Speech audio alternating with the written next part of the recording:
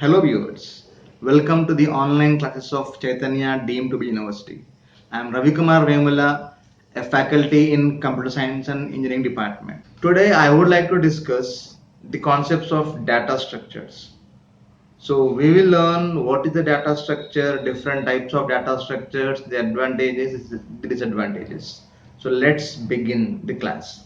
Now, what is a data structure? Before defining data structure, let us define the word data. What is data? Data can be called as collection of raw entities, and basically data is unorganized.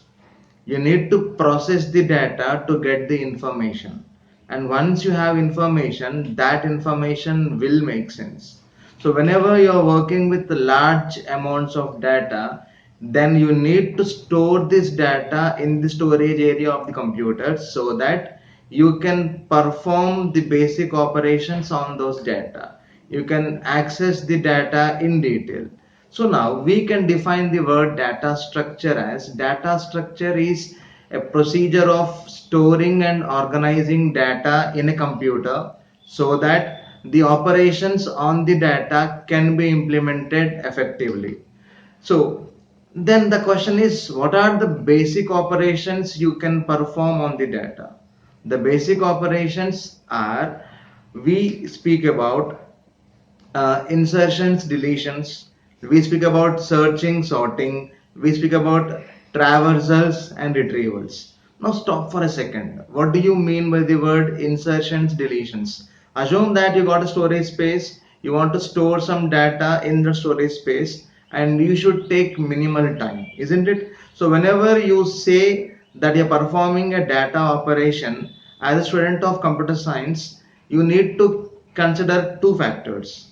Factor 1 is the time complexity, factor 2 is the space complexity. Now what is the time complexity? It is the time taken to perform or execute an operation on that data. And what is space complexity? It is the amount of space required to store the data and perform the operations. So as a student of computer science, you need to optimize your time complexity and space complexity. That is, you should require minimal time and minimal space to perform the data operations, isn't it? So to insert data, to delete data, to search data, to sort data.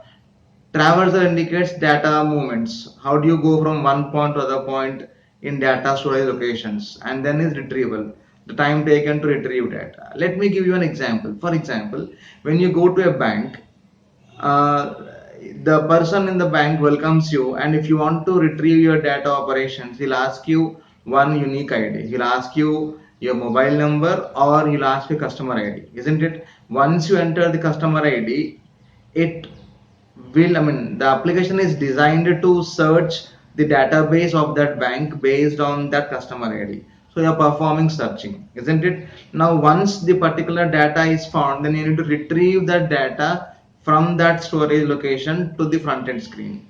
So any operation you do on data, you will be doing directly or indirectly these operations of inserting, deleting, searching and sorting, traversing and retrieving. So how best you can do them is all about data structures. The name says structures, data structures, structuring the data. Why you need to structure the data? The only answer is you need to organize the data so that you can perform the data operations effectively. Clear that? What are the advantages of data structures? We have some basic advantages. The first advantage of using data structures is abstraction. What is abstraction? Abstraction is hiding. Now what do you hide? We hide the implementation of the concepts. Now in data structure, we take the concept as an ADT. ADT stands for abstract data type, and this abstract data type provides a level of abstraction. Now what is abstraction? In the concept of abstraction, the client program does not know the implementation of the data structures. It only gives the inputs, it gets the outputs, but the functionality of the input to output is not known to the client program. So in this way you can provide security by using the concept of abstraction. So data structures are implemented by the concept of abstraction. Clear with that? Now going ahead, the next advantage is reusability.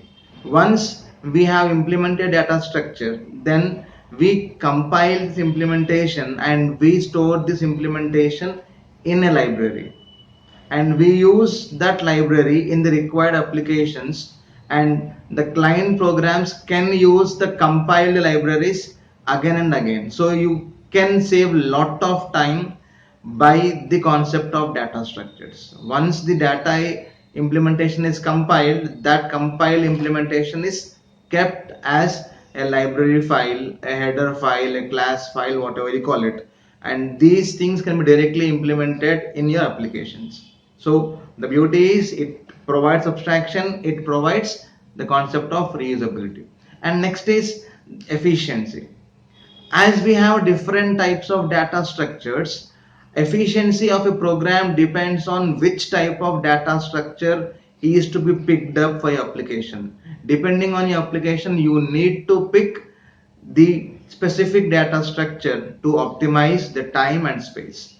So these are the basic advantages. We have many more in plenty, but I precise them into three parts: abstraction, reusability, and efficiency. Clear? Now let us learn the concept of data structure classification and how many ways you can implement data structures. It goes like this. So data structures are broadly classified into two categories: primitive data structures, non-primitive data structures. Coming to non-primitive data structures, we again have three categories. We call them as arrays, lists, and files. And lists are again classified into two more categories called as linear lists and non-linear lists. And we use linear lists to implement stacks and queues, and we use non-linear lists to implement trees and graphs. So we will learn them all in the upcoming videos, but for now this is the data structure classification.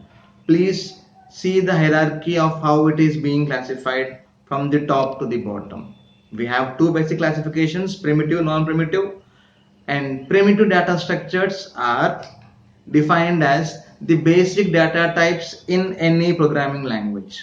Now what do you mean by the word programming language? For example, we have C, we have C++, we have Java, we have Perl, we have Python, we have plenty of programming languages. In all the programming languages, we have the basic data types, which tells the compiler to allocate some predefined memory location, isn't it? So data types are used to tell the compiler to allocate some predefined memory space, and that memory space as allocated should be assigned to the variable declared. So these data types can be called as primitive data structures, and all the operations that are performed on these data types are also called as predefined. Okay with that? Now going ahead, the examples can be int, char, double, float, bool. These are the basic or the primitive data types. Play with that. Now keep in mind, all the primitive data structures can directly operate upon the machine instructions, and they are architecture dependent. Please listen to the word architecture dependent. It means that the data type operations differ from architecture to architecture. We'll spend more on this topic in the upcoming videos, but for now keep in mind, primitive data structures can directly operate on the machine instructions, and they are architecture dependent.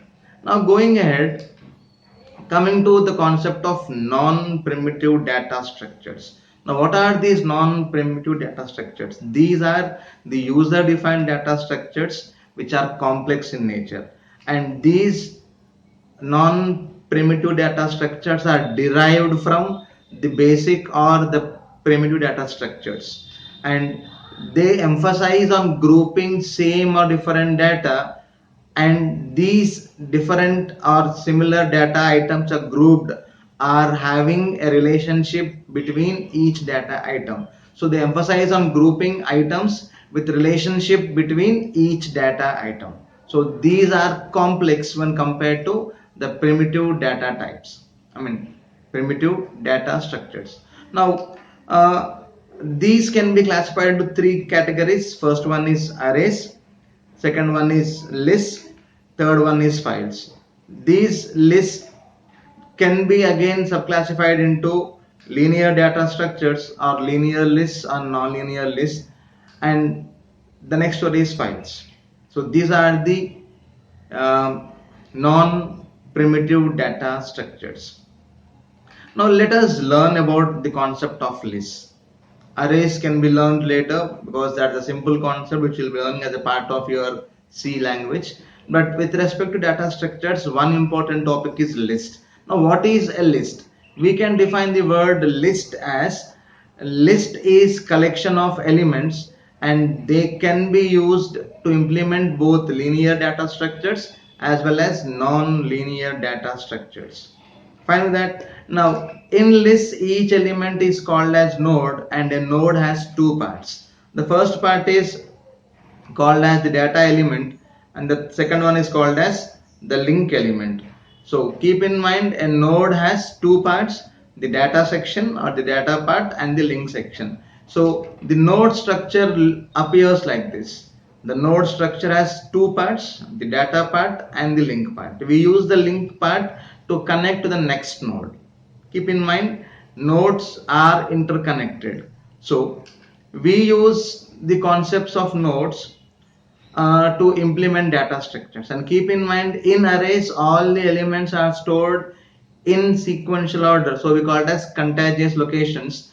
But in concept of list, the nodes are not stored in contiguous locations, and they are linked through pointers. I gave you that we have a data part and the link part. So as the nodes are not stored sequentially, they are stored randomly. So this random allocation are interconnected by using the link part with the help of pointers. Keep in mind, we create a node generally by using self-referential structures or classes. If it is C language, we use the concept of structures, generally self-referencing structures, and if it is CPP, Python, Java, we use the concept of classes there.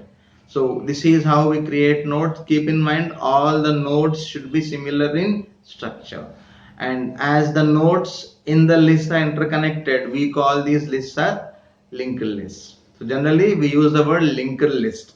Clear with that? Now going ahead, what are the pros and cons of linked list?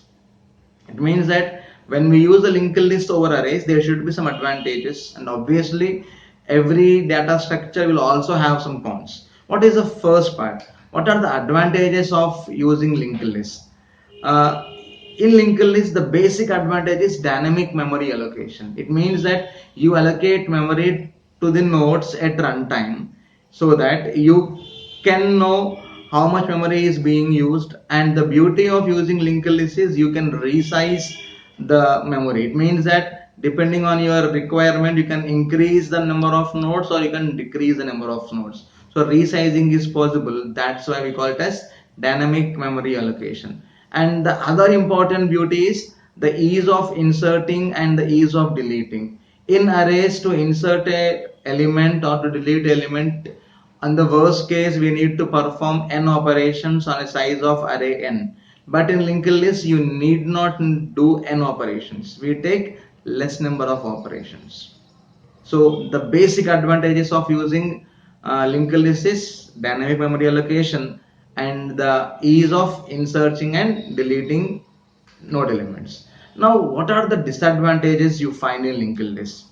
The basic disadvantage in linked list is we cannot handle data randomly. In arrays, if you know the index of the element, you can access that randomly, but in linked list you cannot access the data elements randomly. You need to go on sequentially. That's the basic disadvantage.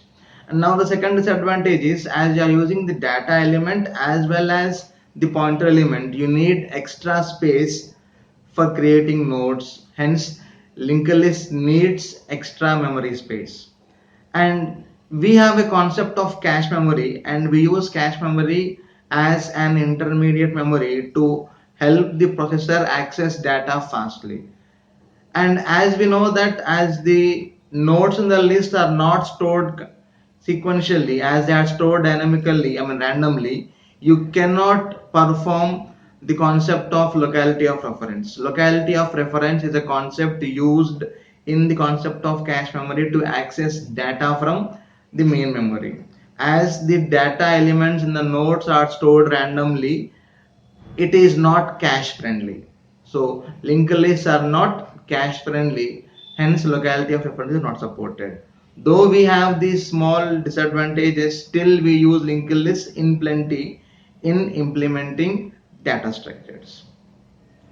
So that's for now. Stay tuned for more videos. Thank you for now.